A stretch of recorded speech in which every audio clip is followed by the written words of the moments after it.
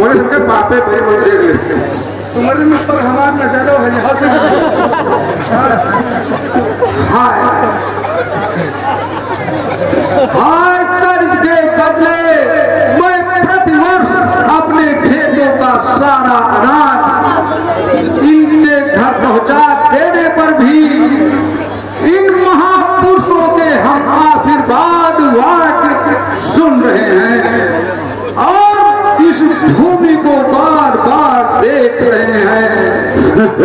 बस हम इतने ही हैं और इससे ज्यादा कुछ भी नहीं। अरे क्षेत्रपाल, इस कदर क्यों घबराते हो?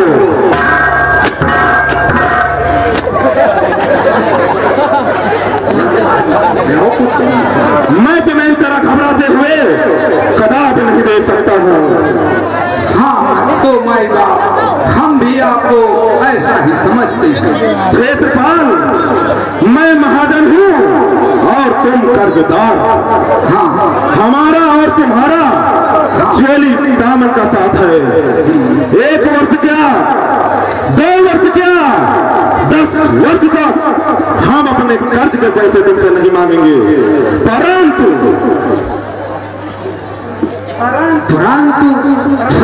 क्या क्या हाथ अपनी सीता का थमा दो मुझे हाथ।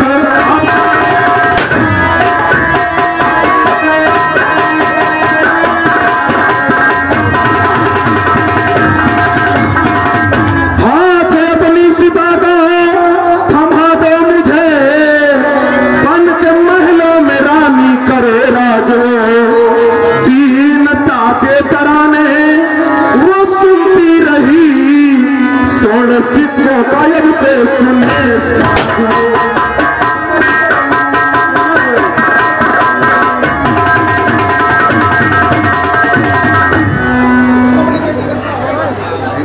हमारे महाराज बड़े दयालु हैं तुम्हें पर। क्षेत्रपाल, हाँ तुम अपने बेटी शांता का विवाह हमारे मालिक के साथ क्यों नहीं कर देते? मुंशी जी, इस अत्याचारी दुराचारी बेचारी के साथ अपनी बेटी को ब्याह दूं, टूट जाऊं, मर जाऊं, परंतु इस मूसक के साथ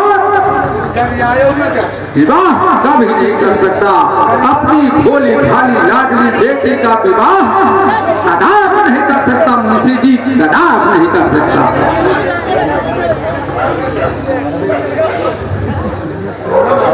कर्ज के बदले बेचूं मैं कन्या नहीं, ऐसा कहते तुम्हें शर्म आती।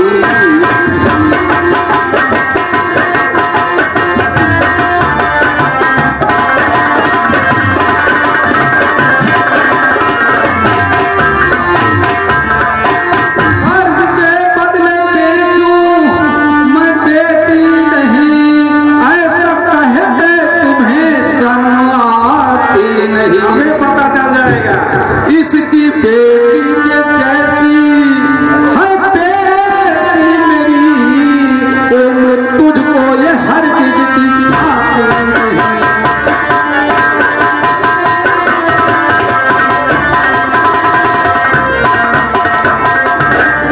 क्षेत्रपाल, हाँ क्या तू अपनी बेटी का विवाह मुझसे नहीं करेगा? नहीं। यदि नहीं करेगा तो सुन, मैं आज अपने कर्ज के पैसे वसूल करके जाऊंगा।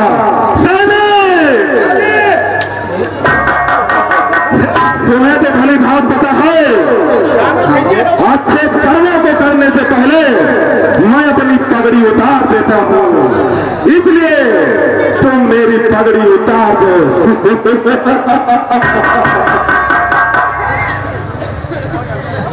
क्षेत्रपाल, हाँ हर दे दे तू कर्ज मेरा, अब देर क्यों लगाया?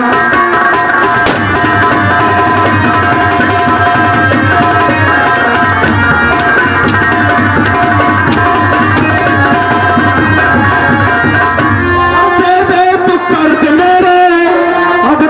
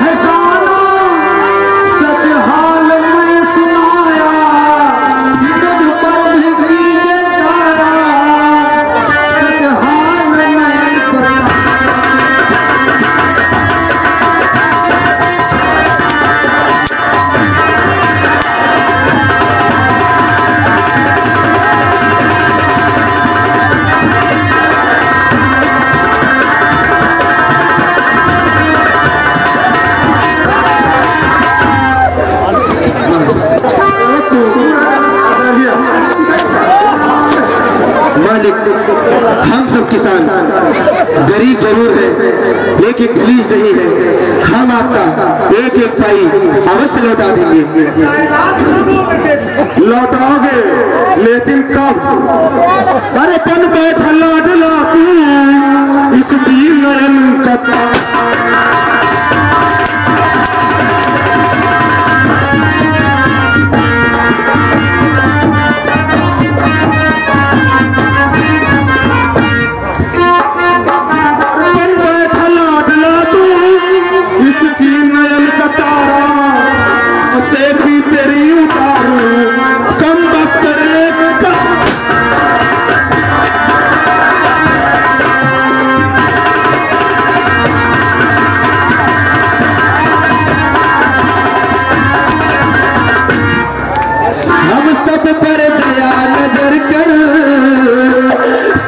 और समय देना, हम सब पर दया नजर कर कुछ और समय देना।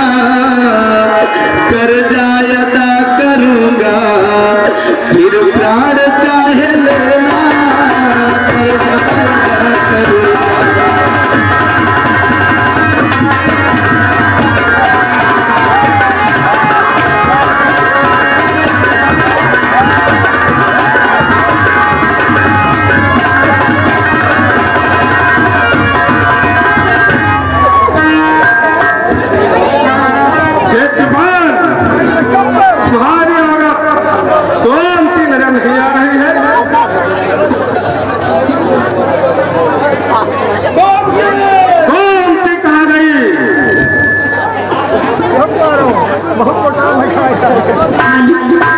हम लोगों पर रहम करो। रहम तुम्हारे ऊपर? तेरी उम्र बढ़ी है और सुंदर है लेकिन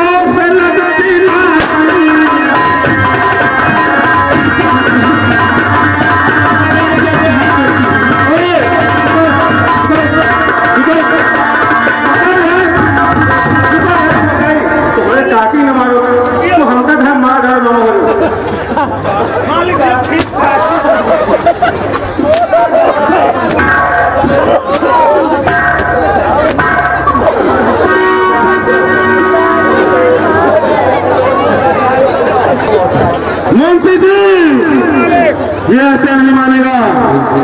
इसके सारे सामान की कुर्की करो। होगा इसे हर तरह से नीचा दिखाओ। होगा ये अपनी मूर्खता पर कब तक जड़ रहेगा?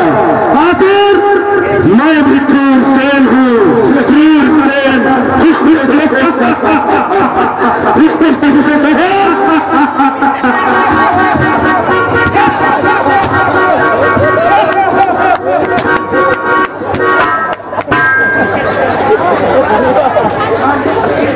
मालिक, आगे की सलाह दी जाए हमको। इसके सारे सामान की कुर्की कराओ। तुरंत इसे दर्द ठोकरे खाने पर मजबूत कर दे। होगा मालिक, यही होगा। तभी इसको मेरे आतंक का पता चलेगा। क्यों नहीं? नहीं। हरे कृष्णा हरे राम। मेरा भारत देश महान।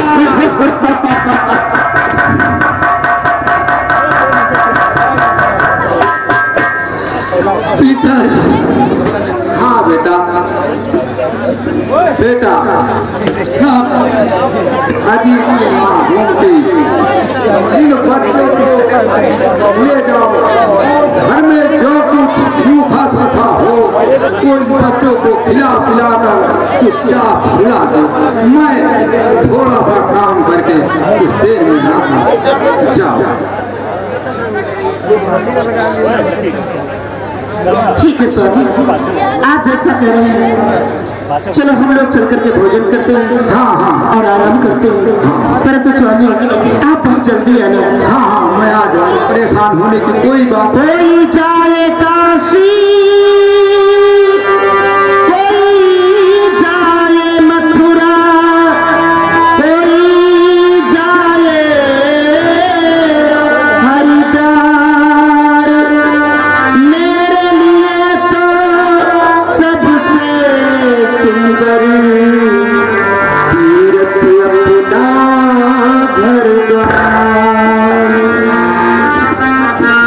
स्वर्ग से सुंदर सपनों से प्यारा है अपना घर द्वार।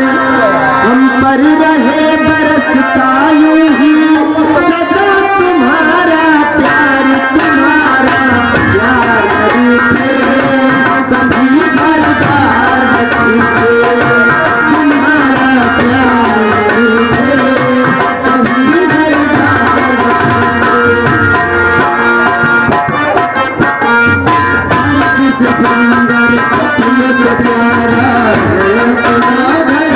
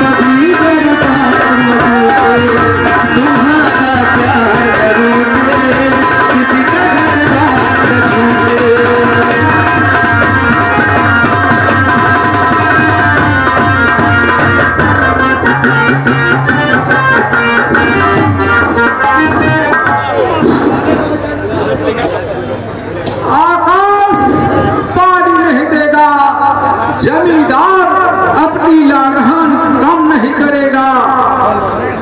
महाजन से लिया गया कर का सूद पर सूद बढ़ता ही जाएगा। वक्त पर अदा न हुआ तो कुर्की होगी और बेटी को अर्पण करना भी पड़ेगा। मेरी इन आंखों के सामने ही मेरे खेत मेरा घर नीलाम हो, मैं किसी भी तौर पर ऐसा भयावह दृश्य नहीं देख सकता, नहीं देख सकता। खेतपाल मर सकता है, मर जाएगा। हाय धर्म सो गया है, मनुष्य की मनुष्यता मर गई है। अब ईश्वर नहीं रहा तो ये किसान ही बाकी क्यों रहे। जिस प्रकार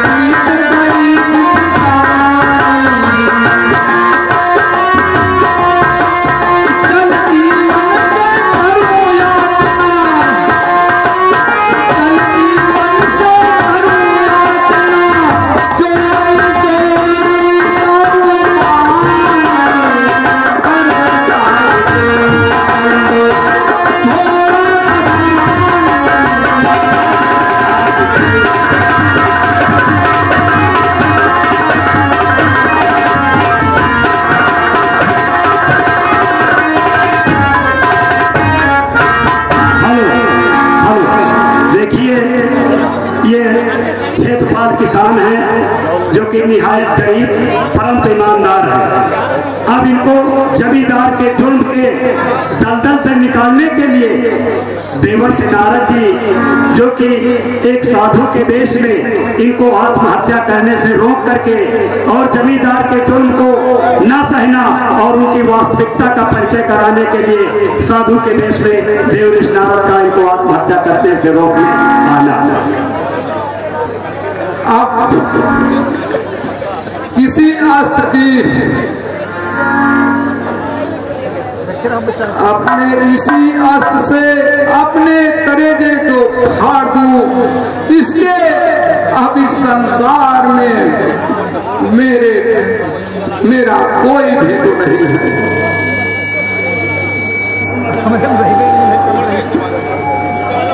हाय, अब इससे है प्रभु, या प्रभु, हम इसी शस्त्र से पकड़ा। अरे ना समझ, ये क्या कर रहा है? व्यर्थ में जान देने के लिए नहीं पैदा हुआ, अभी तुझे संसार में कुछ अहम कार्य करने हैं। छोड़िए बाबा जी, मुझे छोड़िए, मैं जो कुछ भी कह रहा हूँ वो कुछ मुझे करने दीजिए महाराज, मुझे करने दीजिए।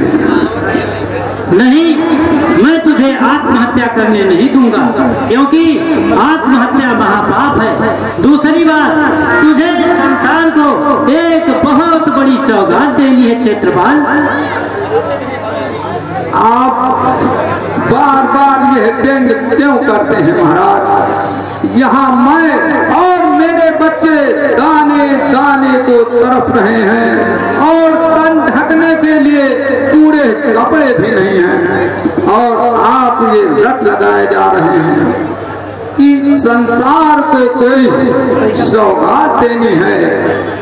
आपकी बात यह एक व्यंग जैसी लगती है प्रभु, एक व्यंग जैसी। बेटा क्षेत्रपाल, संसार परिवर्तनशील है, और यदि माँ काली की कृपा हो जाए, बाबा भैरवनाथ की कृपा हो जाए, तो गूंगा भी उपदेश करने लगता है और लंगड़ा हिमालय की चोटी पर चढ़ जाता है। तो बेटा क्षेत्रपाल, तुम अपने बारे में क्यों सोच रहे हो कि मैं किसी काम का नहीं?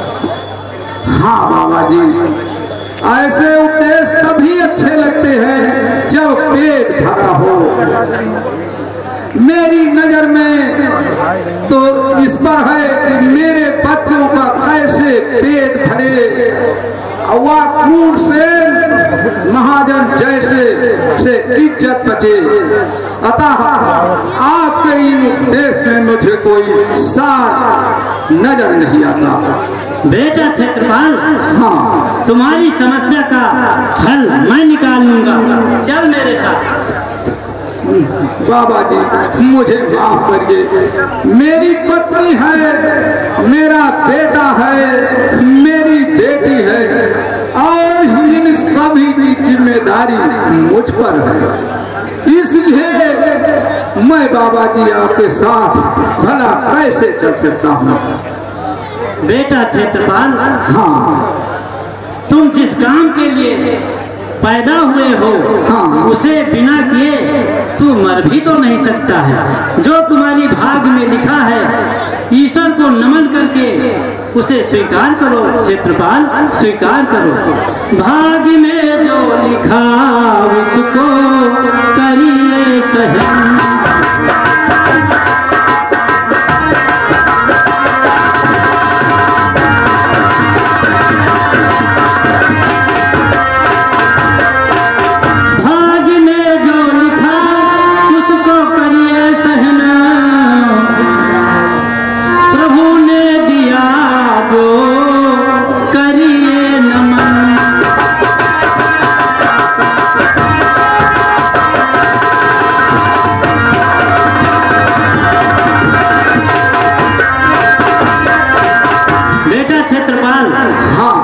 कष्ट लाखों तन सहो पर धैर्य को छोड़ो नहीं, कष्ट लाखों तन सहो पर धैर्य को छोड़ो नहीं, और कभी कर्तव्य पथ से मुख अपना मोड़ो नहीं।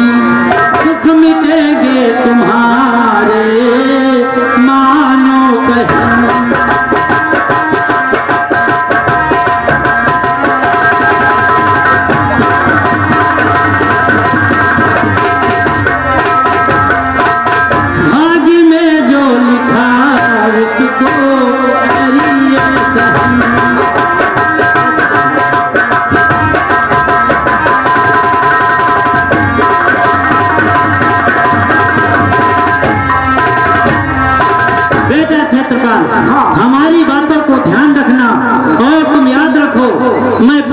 कभी मिलने आऊंगा।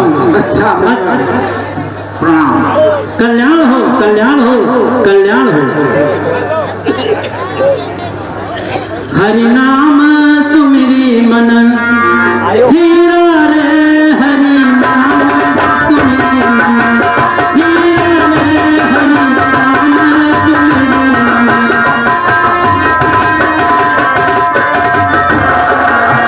संत शोक सकल